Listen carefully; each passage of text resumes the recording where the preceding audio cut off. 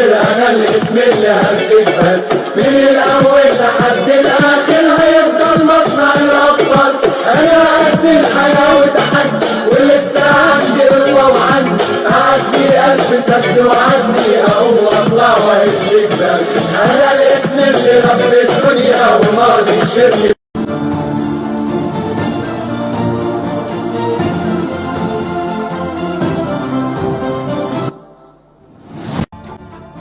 هذا التكريم لنموذج إنساني فريد، لأنه زي ما قلنا أنه الرياضة للإنسانية تلعب وتمارس. حضراتكم فاكرين كان في مباراة مهمة للفريق الأول لكرة القدم في نهاية الموسم، نفتقد لاعبين كثر في خط الوسط، ثم رحل عن عالمنا الأستاذ عطية غلاب، وهو والد اللاعب ذو الرئات الأربع مروان عطية نجم الفريق الأول وخط المنتصف الحقيقة.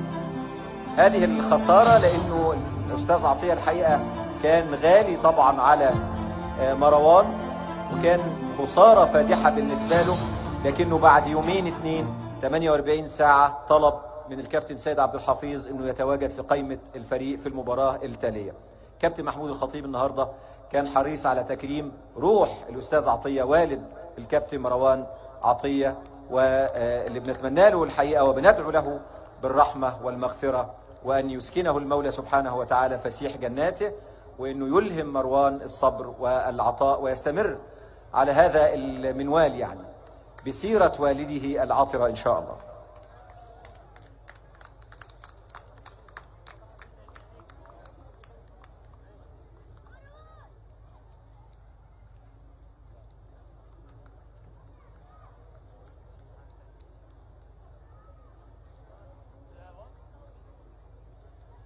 كل سنة وحضراتكم طيبين. مبسوط الرئيس، حلوة ابتسامة الرئيس، جميلة.